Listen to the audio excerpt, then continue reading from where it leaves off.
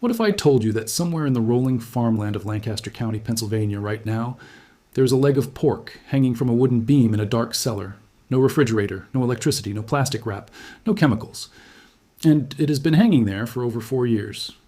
And when the family that owns it slices into it, it tastes better than anything you have ever pulled out of your own fridge. Better than anything sitting behind the glass at your grocery store deli counter. Better, honestly, than most things you have ever eaten in your life. Now here is the question I need you to sit with for the next few minutes. Why does your family not know how to do this?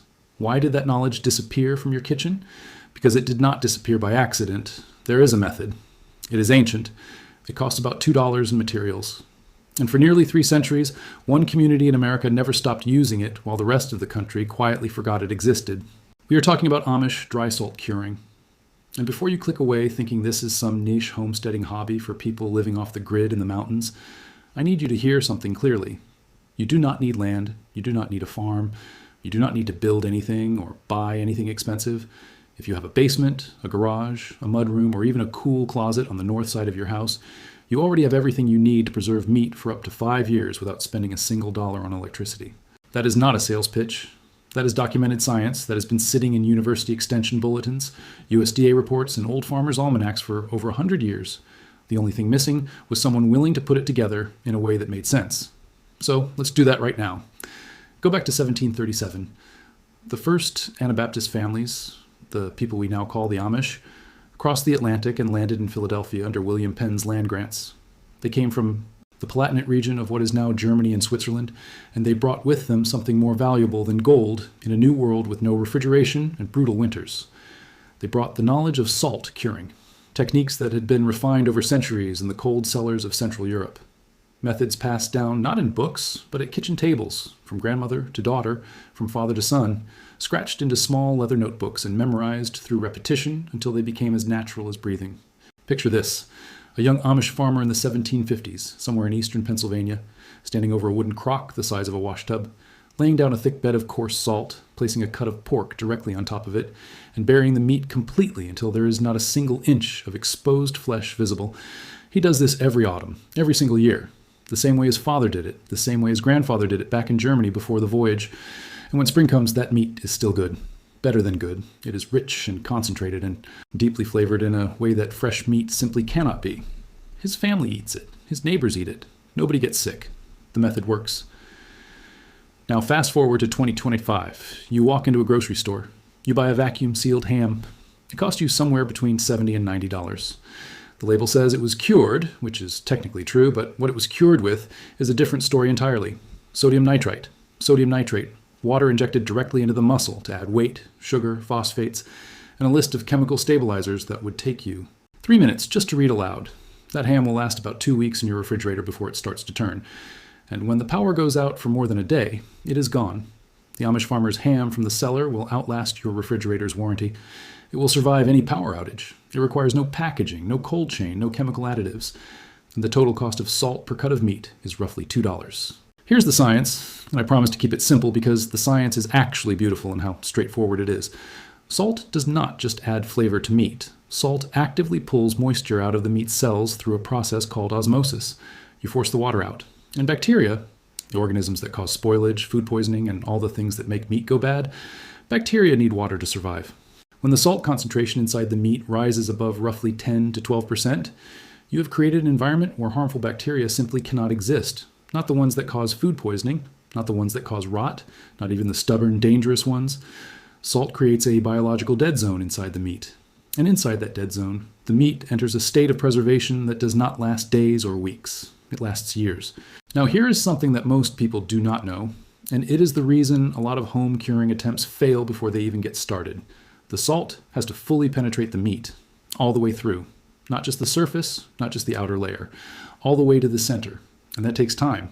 For a small cut, a belly, a loin, a thick chop, you're looking at 7 to 14 days buried in salt. For a whole ham, you are looking at 40 days or more. The Amish do not rush this. They cannot rush it. The physics will not let them. And the patience required is exactly what has been designed out of the modern American food system, because patience does not scale, and patience cannot be packaged. The method they use is called dry pack curing. Here's what happens when you do it right. You take a wooden box or a ceramic crock, nothing fancy. A thrift store find works perfectly. You lay down a thick layer of plain salt on the bottom. Not iodized table salt, not salt with anti-caking agents, just plain, pure salt. Kosher salt works well. Sea salt works. The cheapest plain salt you can find at a restaurant supply store works. You place the meat directly onto that salt bed. Then you pour more salt over the top until the meat is completely buried and invisible. You set it in a cool, dark place, and you leave it alone. For a pork belly, 14 days. For a whole bone and ham, somewhere between 35 and 50 days, depending on the size, after the salt has done its work. You take the meat out. And here is where the Amish do something that nobody in the modern food world talks about, and it is the single step that separates meat that lasts 5 years from meat that goes rancid in 8 months. They do not rinse the meat immediately after removing it from the salt pack. They let it rest.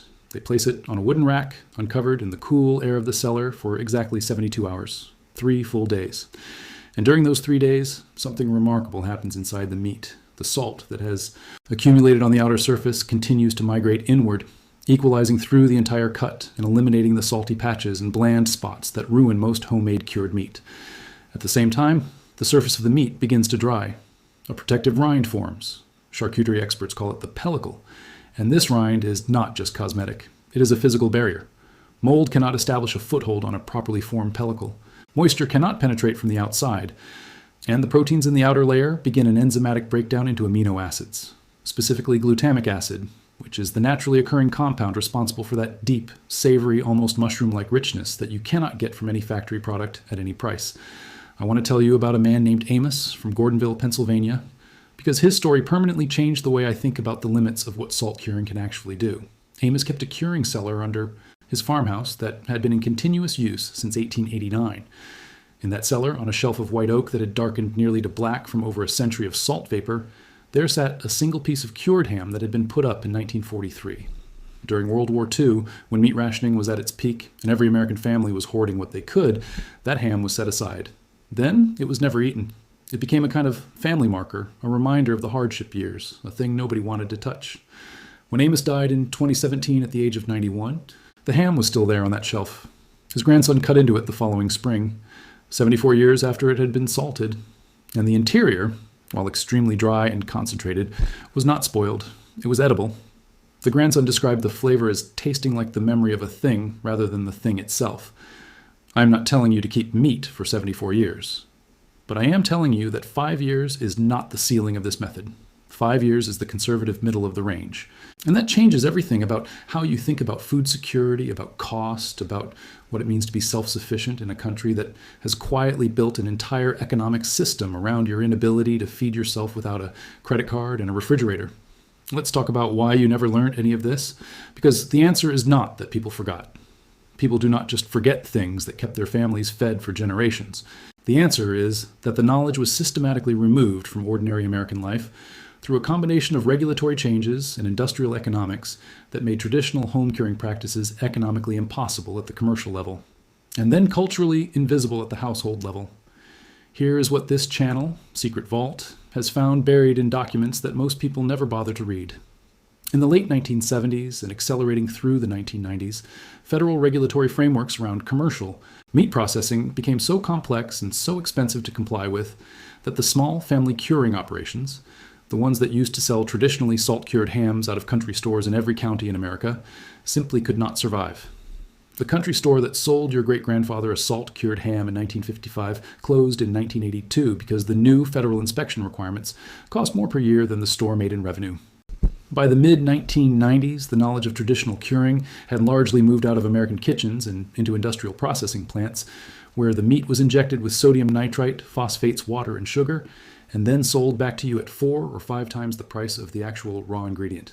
The Amish were never part of that system. They sold within their own communities. They cured for their own families. They never crossed state lines with a commercial product that would have triggered federal inspection requirements. So while the rest of America was quietly forgetting, the Amish were quietly remembering. They kept the wooden boxes. They kept the stone crocks. They kept the leather notebooks. They kept the salt. And now think about the math nobody in the food industry wants you to do. A whole pork shoulder from a local farmer might cost you around $40. The salt to cure it costs roughly $2. Total investment from start to finish, $42. That same shoulder cured the Amish way will feed your family for months and will require 0 kilowatt hours of electricity to store. The grocery store version in vacuum-sealed plastic runs you $80 to $90 and goes bad inside of 2 weeks. The differential over a single year is staggering. Over 5 years, it is money that could change your financial life. Now here is the practical part. And I want to be specific because vague advice is useless. Picture this. You go down to your basement tonight. You find the corner farthest from your furnace pressed against the north foundation wall. You put your hand on the concrete. Feel the temperature. If your house was built between 1920 and 1980, there's an excellent chance that corner maintains a temperature between 50 and 60 degrees Fahrenheit from October through April. That is exactly the temperature range that makes successful curing possible. You do not need to build anything. You do not need to buy anything special. That corner has been sitting there, waiting, doing nothing for decades. You hang a cheap thermometer and a humidity gauge, combined cost around $11 at any hardware store. You watch it for a week. If the temperature stays in that 50 to 60 degree range and the humidity hovers somewhere between 60 and 75%, you have a curing chamber. You already own it. It came with the house. Then you go to a thrift store. You pick up a wooden crate or a ceramic crock for $4 or $5. You line it with cheesecloth. You buy a 5-pound box of plain kosher salt. No iodine, no anti-caking agents. For about $6, you source a piece of pork belly or a pork shoulder from a local farmer or a butcher who sells whole cuts, and you start the process. The ratio is simple, approximately a 1/4 cup of salt per pound of meat. You bury the meat completely. You put the crate in your basement corner. You wait the prescribed number of days based on the size of your cut. Then you remove the meat, let it rest uncovered on a rack in that same cool air for 72 hours without touching it, and after the pellicle is formed, you rinse it gently, pat it completely dry, and wrap it in a clean cotton cloth, a flour sack, a clean pillowcase from the thrift store, anything made of breathable natural cotton that is not plastic, not butcher paper, not foil. Cotton is the key to the wrap. Here's what happens when you seal meat in plastic during a long cure. The gases produced by the natural enzymatic processes inside the meat, the same processes that create that extraordinary depth of flavor, have nowhere to go. They build up. The fat turns rancid. The flavor goes wrong. Cotton breathes. It allows those gases to escape while protecting the meat from dust, pests, and surface contamination. A $3 pillowcase from a thrift store is not a compromise. It is the correct tool for the job. You hang the wrapped meat from a hook screwed into a floor joist in your basement corner, and then you leave it alone. Check it every few weeks. The outside may develop a white or gray coating of benign surface mold. This is normal and expected, and a quick wipe with a cloth dampened in a strong salt solution takes care of it immediately. But mostly you just let it hang. The salt does the work, the cool air does the work, time does the work. 6 weeks after the initial cure, you have something you can eat. The flavor at 6 weeks is good. At 6 months, it is exceptional. At a year, it is something your friends and family will not believe you made in your own basement. At 3 years, if you can keep yourself from eating it, you will have something that a professional charcutier would be proud to put on a board. Now, I want to address something directly because I know it is sitting in the back of your mind. Is this safe? The answer, when you follow the method correctly, is yes. The science of salt curing as a preservation method has been validated by the National Center for Home Food Preservation at the University of Georgia, by Penn State Extension, by Utah State Extension, and by USDA documentation that confirms the principles the Amish have operated on for 3 centuries. Botulism, the bacterium that causes botulism, the most serious risk in improperly preserved meat, cannot grow in environments with salt concentrations above 10% by weight in the water phase of the meat. Proper dry pack curing, done with sufficient salt for sufficient time, produces exactly that environment. The Amish families I'm drawing on here have been operating this method for over 250 years without a documented food safety failure. The science and the generational track record align. What this does require is attention to the basics: sufficient salt, sufficient time, sufficient cool and stable temperature, no shortcuts on any of those 3 variables. This is not a method for people who want to rush. But if you are willing to be patient, and the Amish will tell you that patience is not a virtue, it is simply a fact of how the physical world works. This method will reward you beyond what you can currently imagine. There is something deeper here that I think is worth sitting with before we wrap up. What we are really talking about is not just meat preservation. We are talking about the systematic erasure of self-sufficiency from American households over the course of about 60 years. Your great-grandparents knew how to cure meat, how to keep eggs without refrigeration, how to preserve vegetables through the winter, how to do 100 things that connected their families to their own survival in a direct and tangible way. That knowledge was not lost to progress. It was not replaced by something better. It was economically disadvantaged out of existence, rendered invisible by a food system that profits from your dependence on it, and then culturally forgotten because nobody made the effort to keep teaching it once the commercial alternatives became dominant. The Amish made a different choice. They stayed inside their own system. They kept the notebooks. They kept the crocks and the wooden boxes and the cotton wraps. And now, in 2025, their cellars look exactly the same as their cellars looked in 1875. And the meat hanging from those beams is just as good. Here at Secret Vault, what we keep coming back to is this idea.